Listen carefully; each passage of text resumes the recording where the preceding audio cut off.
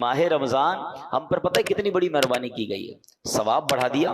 कितना सवाब बढ़ा? हदीसों में मजमून मिलता है कि रमजान में नफल का सवाब फर्ज के बराबर, फर्ज का सवाब 70 गुना कर दिया जाता है।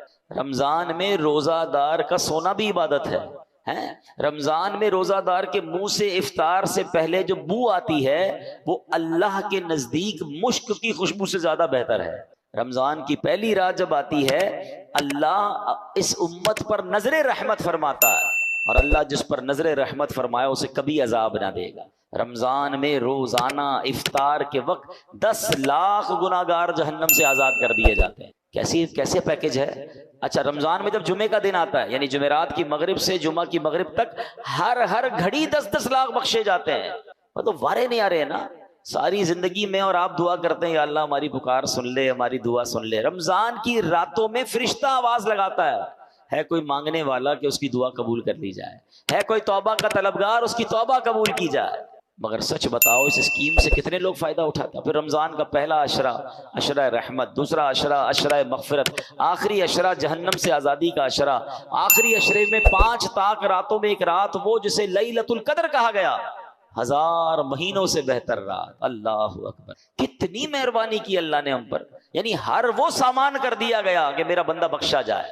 मगर सच बताओ जो इसमें भी ना बख्शा गया, जो इसमें भी गफलत कर ले, तो उसका क्या बनेगा? नहीं, प्लीज इस ऑफर को जाया मत करना। देखें, हमें नहीं पता फिर रमजान मिले ना मिले। पिछले साल कई लोग थे जो हमारे साथ थे, इस साल नहीं है। क्या पता अगले साल हम रमजान में ना हो, हमारे बारे में बातें हो कि यार हमारे साथ था हमारा भाई, अब नहीं है।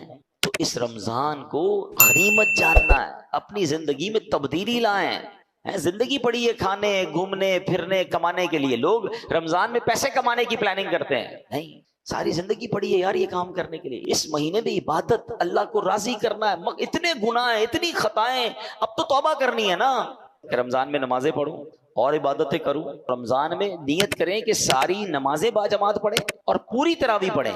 हाँ, ये बड़ी गड़बड़ हो गई है आजकल, लोग तरावी में डंडी मारने लग गए हैं। एक तो ट्रेंड आ गया 3 रोजा तरावी, 5 रोजा तरावी, 7 रोजा तरावी।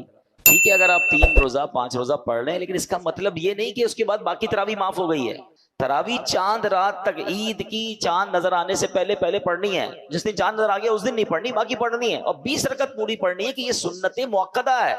अच्छा, इसके अलावा समझिए ना, हदीस पाक में आता है जिसका मजमून है कि जो रमजान में एक सजदा करे उसको एक सजदे के बदले 1500 नेकियां मिलेंगी। हर सजदे पर जन्नत में सुर्ख याकूत का महल अता फरमाया जाएगा। और फरमाया एक दरख्त ऐसा उसे जन्नत में दिया जाएगा, उसका साया इतना बड़ा होगा, उसकी डायमेंशन इतनी बड़ी होगी कि घुड़सवार यानी हॉर्स राइडर 500 साल तक दौड़ता रहे, उसका साया खत्म नहीं होगा, या इतना साया होगा। अब मुझे बताओ, ये हर सजदे पर इनाम है। मुबारक होने जो पूरी तरावी पढ़ते हैं। 20 तरावी पढ़ें तो कितने सजदे हो गए? 40 सजदे हो गए। 40 सजदे पर 1500 नेकियां मिले तो 60,000 नेकियां। 40 जन्नत के घर, 40 जन्नत के दरख्त मिलते हैं उसको जो पूरी तरावी पढ़ता है। अब कुछ लोगों ने 8 पढ़ के चले जाना है, तो खुद सोचे कितना बड़ा लॉस कर रहे हो अपना। जो पढ़ते ही नहीं वो खुद सोचे मैं कितना, बल्कि मैं तो कहता हूँ सिर्फ तरावी क्यों, तहज्जुद पढ़ना रमजान में आसान हो जाता है। बंदा जो है वो सहरी में तो उठता ही है, तो 2 रकत तहज्जुद पढ़ ले, 4 रकत पढ़ ले, 12 रकत तक पढ़ी जा सकती है। अल्लाह बस तौफीक दे, जहन मिल जाए। और सहरी के वक्त दुआ करना ये खास दुआ की कबूलियत का वक्त है। अल्लाह करीम कुरान मजीद में क्या इरशाद फरमाता है, वबिल अस्हारी हुम यस्तगफिरून, और रात के आखिरी पहरों में बख्शिश मांगते हैं। ये नेक लोगों का वस्फ कुरान में बयान किया। सहरी में उठे, एक तस्बीह इस्तगफार की भी पढ़ लें, अस्तगफिरुल्लाह अस्तगफिरुल्लाह अस्तगफिर, दुआ करें और फिर सहरी कर लें। 10 मिनट पहले उठ जाए ना। यानी एक एक सजदे पर अगर मुझे एक जन्नत का घर मिल रहा है, जन्नत का दरख्त मिल रहा है, 1500 नेकियां मिल रही, तो क्यों सुस्ती करनी है? सारी रात घूमना फिरना, क्रिकेट खेलना, पता नहीं खाना पीना, इसी में काम लगी हुई है। ना करें ऐसा। सारी जिंदगी आप खा पी सकते हैं, रमजान इसलिए नहीं है। प्लीज अच्छे काम भी करूं, गुनाहों से भी बचूं। माह रमजान रहमतों की कान, मगफिरत का पैगाम हमारे दरमियान है। रोजा जब इंसान रखता है तो कुछ निढाल महसूस करता है, खास तौर पर जब इफ्तार का वक्त आता है तो प्यास से जबान सूखती है। और बाज़ औक़ात बंदा कभी कभी थोड़ी थोड़ी देर बाद घड़ी देखता है कि अब कितनी देर बाकी है कि जब मैं खाऊंगा, जब मैं पी सकूंगा। यहाँ 2-3 बातें बड़ी लतीफ हैं, बड़ी खूबसूरत है।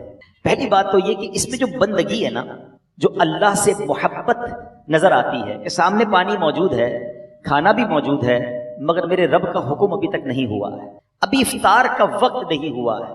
اس سے انسان کی اللہ سے محبت چھلکتی ہے کہ بندہ اللہ کو راضی کرنے کے لیے کھانے سے بھی رک گیا، پینے سے بھی رک گیا، اپنی خواہشات سے بھی رک گیا۔ اور روزے کے فضائل کتنے ہیں، یہ اتنا زبردست نیکی کا کام ہے، یہ پورا جسم سمجھ لیں عبادت کر رہا ہے۔ آپ کی پوری باڈی جو ہے نا وہ اس وقت عبادت میں مصروف ہے، کیونکہ باڈی کی جو نیڈ پوری ہوتی ہے وہ پانی سے ہوتی ہے، کھانے سے ہوتی ہے، اس سے آپ رکے ہوئے ہیں۔ تو گویا انسان کا پورا جسم اللہ کی عبادت میں مصروف ہے۔ بدقسمتی سے کئی لوگ ایسے اب سنتے ہیں کہ روزہ رکھنے میں سستی کرتے ہیں، تو وہ بھی سستی نہ کریں کہ روزے کے بارے میں سنیے کہ کیسے کیسے فضائل احادیث میں آئے۔ نبی پاک علیہ السلام فرماتے کہ بے شک جنت میں ایک دروازہ ہے جس کو ریان کہا جاتا ہے، اس سے قیامت کے دن صرف روزہ دار داخل ہوں گے اور کوئی داخل نہیں ہوگا۔ اسپیشل ڈور ہوگا جنت کا۔ آپ دیکھتے ہیں کبھی کبھی ایئرپورٹ پر جاتے ہیں یا کسی جگہ جاتے ہیں، ایک وی آئی پی گیٹ ہوتا ہے اور اس وی آئی پی گیٹ سے لوگ داخل ہوتے ہیں جو وی آئی پیز ہوتے ہیں۔ تو اے روزہ داروں تمہیں مبارک ہو کہ جنت میں وہ دروازہ ہوگا جس کو باب الریان کہا جاتا ہے، اور اس سے روزہ دار جنت میں داخل ہوں گے۔ اور قیامت کے دن ایک اناؤنسمنٹ ہوگا، کہا جائے گا روزے دار کہاں ہیں؟ وہ لوگ کھڑے ہوں گے، ان کے علاوہ کوئی اس دروازے سے داخل نہ ہو۔